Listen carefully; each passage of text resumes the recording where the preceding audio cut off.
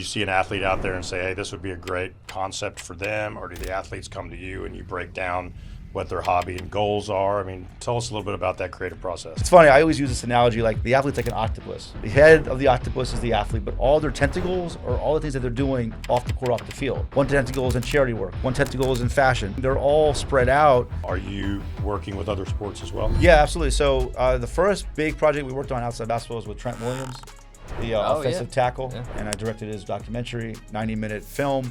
Content is queen, distribution is king. You're nothing without distribution. So we really, as I launched CloseUp, we had to have distribution. We had to have eyeballs on this stuff. Hey everybody, welcome to another episode of Think Tank Season 2.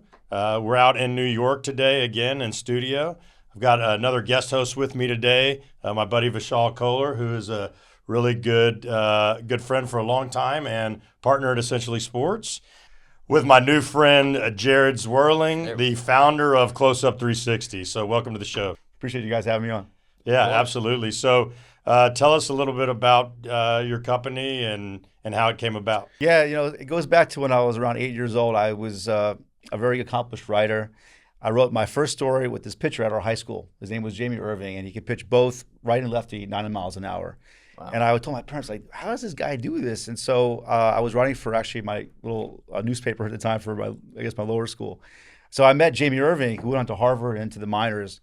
And at the time, when I interviewed him, one thing that I gravitated to was not really the on the field, but the off the field, like how he became so good at doing what he did, working with his dad and being able to pitch like that, and like the training he was doing.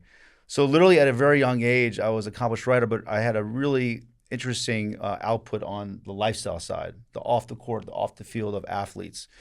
It's also, I say this too, my dad's a physician, my mom's a psychologist, social worker, and they're all about like helping others, being around people and seeing the human side. I took that also as well to the human side of athletes. So literally what I'm doing today with CloseUp is literally a lifelong passion, a lifelong journey. When I went to college in New York, where we are today, I studied journalism, communications, and broadcast marketing and sports business because of this specific passion that I had.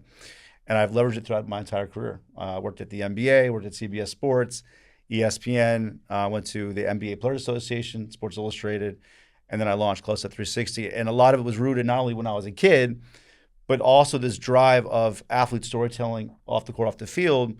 A lot of it also was related to the work that I was in, the environments that I was in locker rooms with players and around the media, especially in New York. I would look at the back page column and see quotes from players, and I talked to players offline, and they were like really unhappy with the media. They felt like they were pigeonholed into only quote-driven content or short bits of content.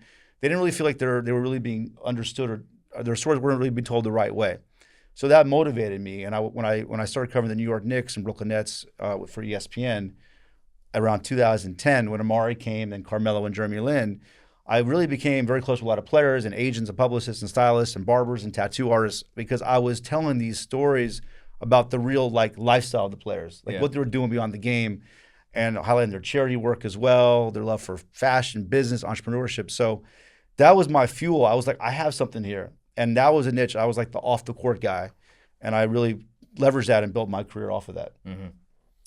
That's amazing. Yeah, there's no doubt today that it seems, more and more, right, that audiences really want to know not the X's and O's of the game necessarily. That's covered plenty, but what are they doing after they're off the field or off the court, and what is their inspiration and their hobbies, and what are their passions. So it's awesome that you identified that early and seems that you built a good business around it. Yeah, that was it. And I think what was cool too is that 2010, you look at Twitter and Instagram, right? And I think that was actually a really cool moment too, where I was telling these stories, and then Instagram and Twitter became more popular. Yeah. So players wanted to post this type of stuff. They wanted to kind of take their fans more inside their lifestyle. So I leveraged that too. And then also I was working around the NBA, and I actually started my career at the NBA under David Stern, and I worked in the international marketing division. So I saw what David was doing from obviously before I was really in college, but with the Dream Team in '92.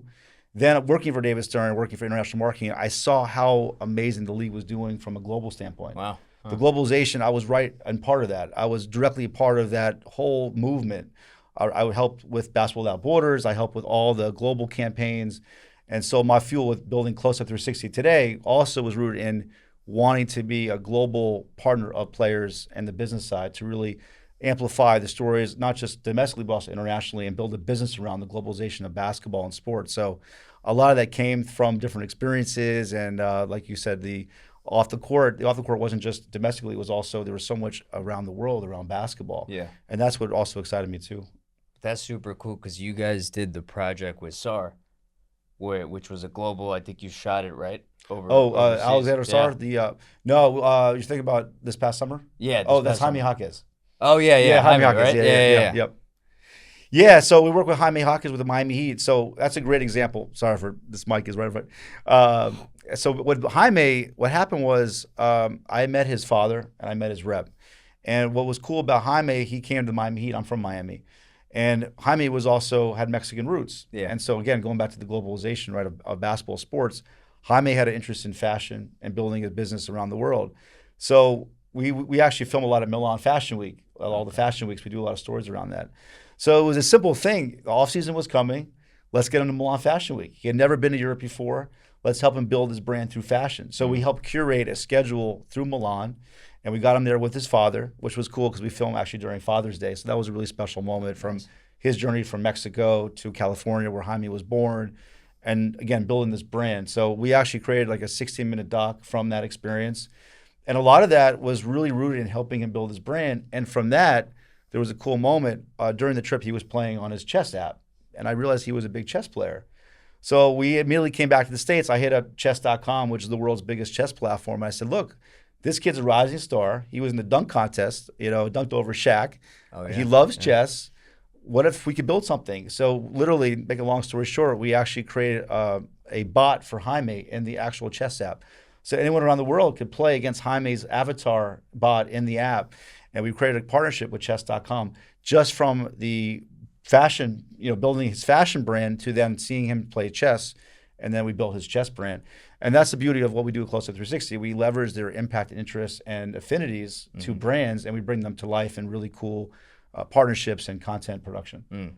Yeah, that's amazing how authentic that brand partnership is. Yeah, it's always authentic. The players really appreciate that because we're not going to throw something that they don't like down their throat. I know that happens sometimes. They get paid big bucks to promote, obviously, maybe unhealthy brands, but authenticity is so important to us. Like, I'm not going to go to a rep and just try to pitch something and the player is going to immediately say no. Like, I know how players could be. I know how reps could be. Obviously, they want to see the money, but if it's true to their heart and it's unique and different and right into their core values, a lot of times, we do create very cool campaigns like that. So how does that process work for you? Do you identify an athlete, kind of that scenario where you noticed that and then brought that deal and that idea and concept up? Or do you see an athlete out there and say, hey, this would be a great concept for them? Or do the athletes come to you and you break down what their hobby and goals are? I mean, tell us a little bit about that creative process. No, that's a great question. I think a lot of times it starts with the relationships with the agents and publicists. As I'm talking to them, they know their clients the best. They should. It's their client. And so what I like to do is I like to get intel. In my head, I have like a checklist of questions that I want to get answered about their world off the court. Not to give away the secret sauce too much, but I have a way of doing it where I kind of get this intel and I use that to kind of create what I think might be really good for the athlete. So it just sort of starts like that, just conversations, intel. What are they interested in? Where do they want to go? What are their goals in their career? What are they building? Their charity work, their businesses, entrepreneurship, their interests, their hobbies. So I kind of like look at it. It's funny, I always use this analogy, like the athlete's like an octopus. The head of the octopus is the athlete, but all their tentacles are all the things that they're doing off the court, off the field. One tentacle is in charity work. One tentacle is in fashion. They're all spread out, and I like to tap into all those things and then what makes the most sense, and I kind of build that campaign. But I wouldn't say, there's so many athletes out there, it's hard just to call everyone, and that's very time consuming. So most of the time it just starts with maybe I'll have a conversation, just a catch-up call. I might read something in an interview or an article. I might watch a video and maybe they might say, I love to cook Creole food. The whole interview is about basketball, but one little thing, they might say, I like to cook Creole food. That's where my trigger goes on. Okay, so you're looking for I'm looking for little cues, little things. He likes to cook Creole food. Well, guess what?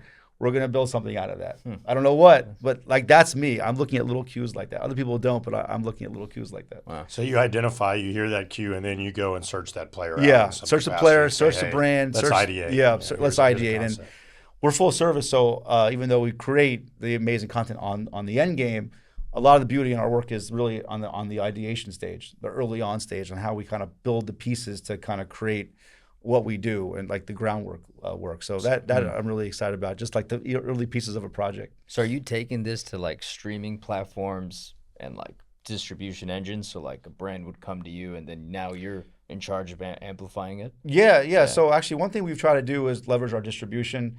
There's always a famous expression, as you guys know, that content is queen, distribution is king. You're nothing without distribution. So we've really, as I launched CloseUp, we had to have distribution. We had to have eyeballs on this stuff. So we worked with some great partners. We worked with Clutch Points. We've worked with Players TV, Ball is Life, Legion Hoops.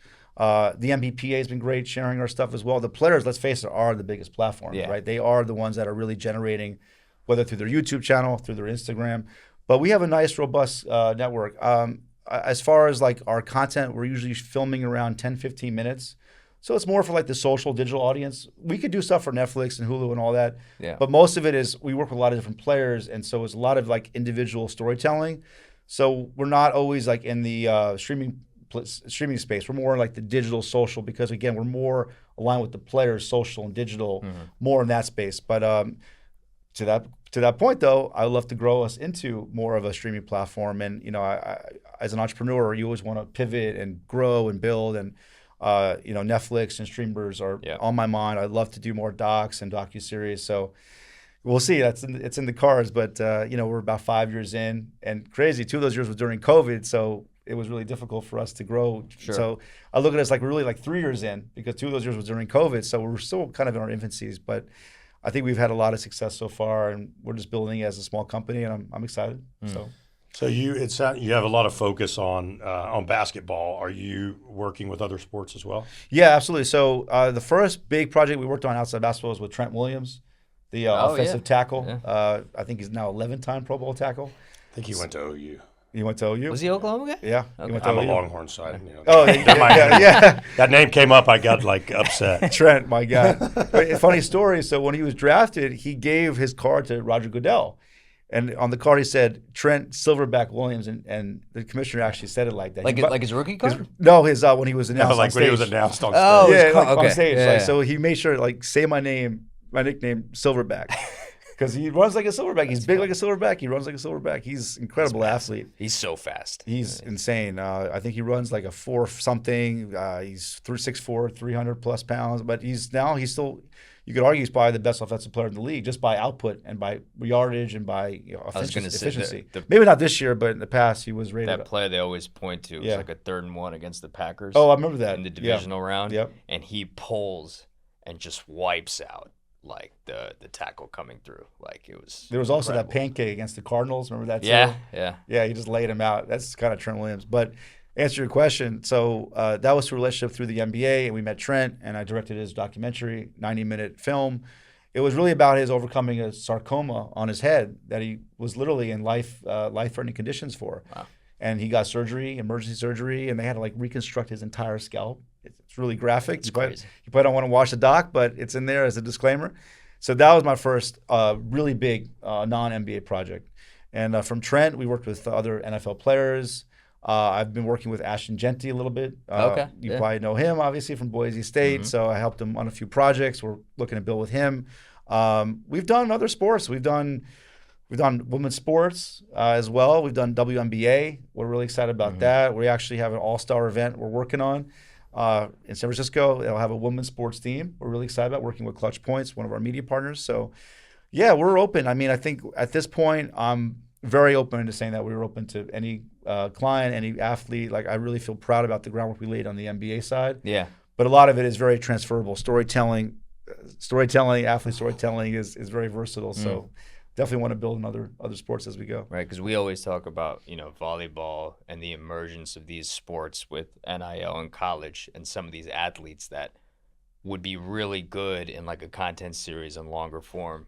Yeah, no, for sure. I mean, I know that, they've got these NIL tournaments going on now, right, and basketball and other stuff. And, the coach at Texas, they're a powerhouse in volleyball. And, that's one of the things that he's brought up to us several times is, hey, we should really be featuring, volleyball more, and we should be creating these NIL tournaments and then following these teams throughout the season, potentially culminating in, you know, one of these big purses and things like that. And I think it would be interesting. I mean, personally, you know, watching the rise of women's sports has been fantastic in every aspect. I grew up, my daughters were volleyball players. It's certainly a fun sport to watch, you know, for sure. I mean, by the time that they're 10 or 11, I mean, they're spiking that ball pretty hard, and it's pretty fast-paced action. And I think there's, over 500,000 like elementary and high school kids, girls that play volleyball. So it's more than any other sport. But for whatever reason, it's not featured as much as some of the other sports out there. But it seems like there's an opportunity in there somewhere to tell that story. How do you think through that? Because like now you got like pickleball, you got athletes investing in this stuff. Like, I mean, so how do you like conceptualize, let's say, even getting into a new sport? Yeah, I think it's all about relationships. I mean, we have conversations with all sorts of random clients all the time. We're actually producing content for the LA Card Show in 2 weeks in LA. Oh, really? It's the biggest trading card show in LA. You know, Pokemon to baseball, basketball. And they see our work, and they see, again, it's all around. I think in the whole industry, we're really, I think, the best at storytelling, short form storytelling, 7, 8, 10 minute, 15 minute, really good, concise stories around doc style. I think we really do it the best in the business. In fact, in the last 6 years, we've done over 160 documentaries. Our output speaks for itself. So I think these short form stories, I think, elevate the brands a little bit more. Yes, we're going to give them like a 60-second cut down or a 30-second cut down. They want all that. But I think that 5, 7, little more of the story behind what they're doing, they like that because it kind of amplifies the founder, his story or her story, the meat of how they grew to what they're growing, the scale of their event or promotion or product, whatever it is, and the why. They want more of that why. So that's our secret sauce, that short form doc style content. And so, yes, I mean, we haven't done pickleball yet, or I mean, volleyball. I mean, we're open to all these things. A lot of it sometimes just how much time you have in the day, you know? Yeah. You know, just a lot of it's just time permitting, or you don't have all the context or resources. So, you know, we're very focused on mostly, I would say, NBA, NFL, I would say for now. But, I mean, we're a wide open book. I don't know who's watching, but, you know, give me a ring.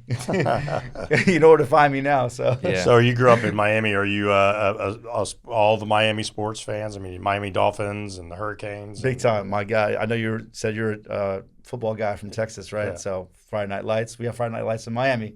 Yeah. What's a better football state, California, Texas, or Florida? Yeah, man. I mean, I'll tell you a fun story. I played high school basketball with Sean Taylor. Unfortunately, he was murdered. Yeah. You know, tragic story. But one year we played against Pahokee, and they had Anquan Bolden, who went on to a Pro Bowl wide receiver. Or Super Bowl. Yeah, Super winner. Bowl. Exactly. Ravens, yeah. So he hit the game-winning shot on the baseline 3 bank shot from the baseline, which is a really obviously hard angle, hit the bank. Yeah. So I saw both football and basketball growing up very early. I saw the football side, I saw the baseball side, the basketball side. But yeah, I think as far as Miami sports goes, I mean, there's so many legendary athletes that I've met or worked with or had a pleasure of seeing when they were younger. Alex Rodriguez, when he was at Westminster Christian, obviously the legend, the Yankees legend.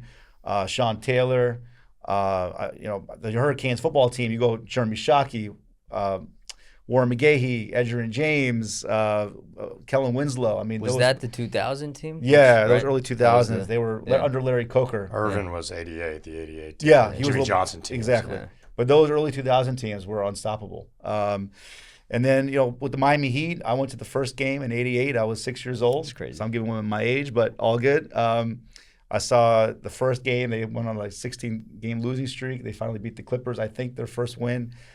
So that was really special. I've been a Heat fan my whole life. Actually, Ronnie Cycli, I don't know if you guys remember, Ronnie was the first NBA player drafted by the Miami Heat in 1988. No, He's now international house DJ. Crazy story. Sounds like a Miami guy. Born in Beirut, Lebanon, grew up in Athens, Greece. Miami Heat. Now he's a world touring house DJ. Wow. So I've worked with Ronnie. I told his story for CloseUp about how he became this crazy DJ and real estate mogul. The Hurricanes, for sure. Like I mentioned, Larry Coker. Dolphins, more downs than ups with the Dolphins. Yeah. You know, after Dan Marino, we've kind of haven't really seen. I mean, I guess last year with their team, they were okay. But the Hurricanes basketball team did go to the Final Four last year. Right? Yeah, so that was cool. But, yeah, I mean, I think overall Miami's become a basketball town. When Dwyane Wade came to town in 2003, And then LeBron came in 2010, brought Chris Bosh. I think Miami has really become, I would say, more of a Miami Heat basketball town, just because of the history recently. There are 3 championships. So I think if Dwyane Wade was in this room right now, he'd be like, yeah, we're Wade County, we're all basketball. So there's been a shift there to basketball, but I think, let's face it, Miami is a great city for sports, lifestyle. Yeah. I loved, giving away my age here too, but I loved the Dolphins. Like, I'm a Cowboys fan, but if I had to pick AFC teams growing up, it was the Dolphins. Yeah. With Duper and Clayton and Marino and everything. It was fun to watch that team. There was one movie, I'm sure you guys know, Ace Ventura. Remember Jim Carrey? Yeah. Dan Marino had a cameo in that. He was tied up. Remember the whole Louis Einhorn, and remember that scene with Dan Marino. He had a big impact in Miami. I mean, he's still around. He's still at the games, but we all remember him. And I think it's funny because, like, I actually played. I mentioned I played high school basketball. My number was 13, and the one reason why is that my last name was Zwerling with a Z, so I always had to choose everything last. No one wanted 13. It was seen as unlucky, but when I got it, I thought of obviously Dan Marino. So I was like, hey, look, it might be unlucky to some people, but hey, I got 13 like Dan Marino, so I think I'm in good hands. I'm a Steve Nash guy, so 13. There you go. For Nash always. But you brought up D Wade. Yep. So we got to talk about, you dropped a new project with Dwyane and Dorell Wright. You want to talk about that? Yeah, so let me give a first shout out to Chris Bernard. Recently passed away. Chris worked at the New York Knicks. VP of Player Development, then helped launch and build Players Tribune. I don't know if you guys know Chris Bernard, but he's an industry legend. Everyone knows him, mostly in the basketball space. But Chris actually ran and founded Rebrand. So when that happened, Chris called me. He's like, we're going to be working on 2 events for Art Basel in Miami. And obviously I'm from Miami, so he knew right away I'm the Miami guy. I'm the Miami plug. And so with Chris, one of the things he was working on was Dwyane Wade and Dorell Wright. The idea was that Dwyane and Dorell were going to launch their new golf initiative called ACE Members Only, which is really a way of they've been playing golf for the last 10 years together, and they love the game. But ACE Members Only was a way to really bring more diversity inclusion into golf, really inspire more Black young golfers from underprivileged areas to get into the game of golf and seek happiness and opportunity through golf. So that's what they were building. That's what they were launching. So with the event that they were doing, they brought all their friends together, from Alonzo Mourning to Quentin Richardson to Jason Richardson, other NBA athletes, NFL, women's pro golfers came too. Wow. So we filmed the whole day on the golf course, and it was a beautiful day. It was great weather in Miami. Sometimes it rains in Miami, so we had a good day. And so yes, I worked with Dwyane and Dorell to kind of tell that story. And what was cool about the shoot that we did, it was at Miami Springs Golf Course, which was the first golf course in the state of Florida to open up to Black golfers. Oh wow! Or black individuals, and actually Jackie Robinson actually played there as well. So there's a lot of history with this course. So Dwyane and Dorell wanted to do it there for that historical tie-in to what they're doing with trying to bring, like I said, more diversity, inclusion into golf. And yeah, we just launched the feature yesterday. Very excited about that, and they're great to work with. Dwyane is a legend in Miami. I've known him for over 20 years, so he's a great to work with. His brand is amazing off the court, so always excited to dive into what he's doing next. That's awesome. Awesome. So when you think about like what's happening, right now in the country and culture-wise and everything going into, I guess we just started a new year here. You see any major like cultural shifts or anything that are happening, this year that you think are exciting opportunities for athletes? Yeah, no, that's a great question. I would say, for sure we touched on it, women's sports. Unrivaled just launched in Miami, the new women's 3-on-3 league. Yeah. So that's a big push right now. The Golden State Valkyries, the new WNBA team, is coming to Golden State, the Bay Area. We're actually going to be helping them with some stuff during All-Star Weekend. So the WNBA is expanding. I think there's another team too. I think Toronto. I think Toronto's getting it right. Wow. They got a team too, I believe. So they're going to want to expand to other teams. So I think women's sports for sure is something to watch. I think the World Cup's coming to the United States next year. So 2026, right? 26. Yeah. LA, California is going to be a hot market for that. I think there's also other teams or other games being played in New York, other cities. Atlanta, obviously New York as well, right? And I think the final or the semifinals in New York. Exactly. But I think the finals are, in LA, I believe. I think the finals are it's all spread out, right? Yeah, I think Dallas probably. Too. But that's exciting. I think that's the World Cup is. I think everyone's gearing up for that coming up. Speaking to your question. But women's sports, I think, look, let's face it, like the non-big sports, pickleball, paddle, padel. I've heard a lot about. Have you played padel? It's big in Miami. I've seen it a lot. I've seen a court, but I haven't actually played. Okay. Yeah, Now you call it padel or paddle? How you going? But the people I've heard it from Yeah. call it padel. Padel. He's bougie. It's, though. it's I bougie. didn't know It's that. bougie like that. Padel. I've heard in Miami it's funny. In New York it's paddle. In Miami it's padel. Yeah, I padel guess is. like the whole I've never bougie heard thing. paddle. Yeah, but I think to your point, or to your question, yeah, definitely those racket sports are hot right now. I would say, let's see. I mean, I think soccer, just with the push here in MLS, I'm curious how that's going to continue to grow. With Messi, are we going to see more stars coming here? I think also the Middle East is interesting to watch. UAE, Saudi Arabia, Dubai, Abu Dhabi. There's a lot of momentum with sports there. A lot of players are going there in the summers now to train or do promotional visits there. Yeah. Also, those brands want to also market here too. Like, for example, F1, Aramco. You see the Aramco signage around F1. Yeah. Also, F1 as well is also Emirates Cup. Emirates Cup, right? It's F1 like, Miami. I mean, F1 is ever since the Drive to Succeed, I think it was called on Netflix. Yeah. F1 is Drive to Survive. Yeah, Sorry, yeah. Drive to Survive. F1 is really hot right now. So those are probably some of the trends I'm seeing. But I also think on the brand side, like for me, like being a business guy and more than ever running a company, you got to look at the brands. Like, you know, the health and fitness companies, the e cars, the electric cars, the hybrid cars, to the new consumer packaging goods, to new tech products. You know, all those brands that are emerging, I think, are ones you have to watch, because they're the ones that got money, and they're looking to, you know, build their brands, and they need athletes and, you know, spokespeople to help bring their brands to life. So I'm monitoring the rise of new brands, new areas of brands. For sure. So well, that's an interesting point, because I also want to get your perspective on this. With that brand landscape, how do you see something like the situation with the NBA and the ratings thing? Because we've all talked about it, right? We've heard it from a branding perspective. I know you're not the biggest NBA guy, but I know like the NBA, yeah. you've seen the discussions, right, as far as that. So it's like, are you seeing that impact in terms of, let's say, whether it's brand interest or how the NBA is kind of handling this new generation of, I would say, global players versus American-born players kind of having that stardom? Is that something you're seeing in like the day-to-day?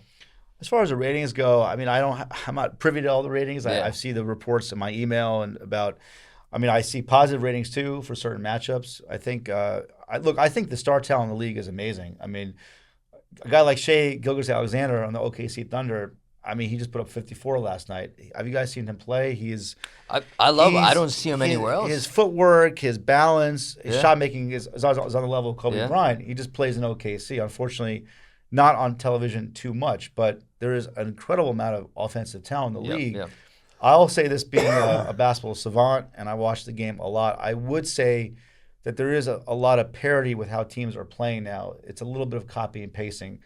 And a lot of coaches will tell you off the record they're all running the same offenses. Even Greg Popovich during his Hall of Fame acceptance speech, he's like, we're all running the same offense. Yeah. You know what I mean? Yeah. Only difference is out of timeouts. They call it ATOs, out of timeout plays. Yep. Those are where new plays come into play. But for the most part, high pick and roll, spread out offense, 3-point shots. I watch so much basketball, you do see a lot of the same plays, and I think maybe there's some stallness there. I know Adam Silver's looking at that.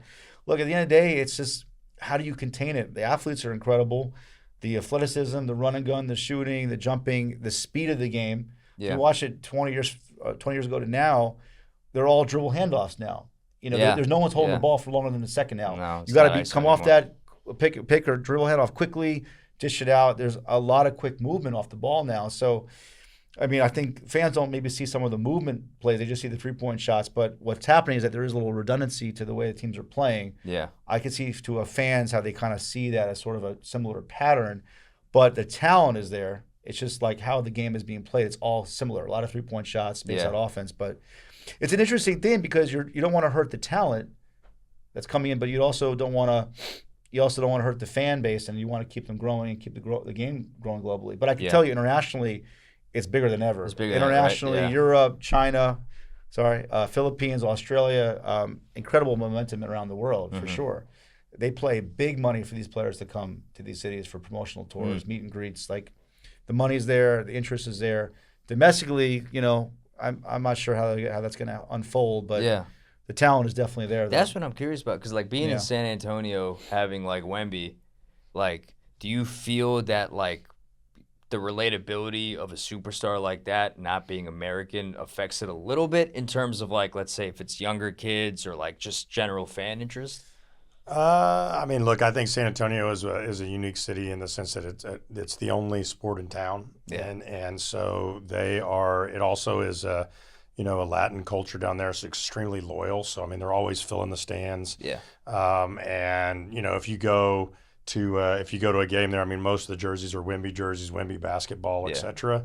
And because he's such a kind of freak of a nature to watch, it's everybody's behind him. Yeah. So like that's all my son talks about. Oh, My he does. son's Okay. 8 and everything. Yeah. He's got a Wemby ball, Wemby shirt. Yeah. And it's all Wemby. So and remember, San Antonio, like the Mavericks, has always been kind of an international team to a certain extent. That's true. That's a good point. And so they're used to having Ginobili and Parker Yeah. and guys like that as well. So it's not really new to them. I think probably, the ratings issue, part of it could be the fact that, first off, anytime you have 80 plus games in any sport, it's difficult. And whereas football is very, every game really matters. It's 17 games. So anytime you're watching a game in basketball, until you get towards the end of the season, it's like, how valuable is this game? I go and take my son to a game, and of course, Wemby's not playing. He got sat, so we get to see it. So you have those kinds of issues. And then I think that's always been the case with basketball, except now there's just so many other distractions and other things that people can do, right? Yeah. All the streaming platforms. The NBA is the best on social media. They have the most impact out of every major league. And I think the way that the game is played, with all the creativity, all the highlights, I think the young generation, so the NBA skews is the youngest out of all the pro sports. Yeah. Their viewership is definitely the youngest. And so a lot of that is social media highlights.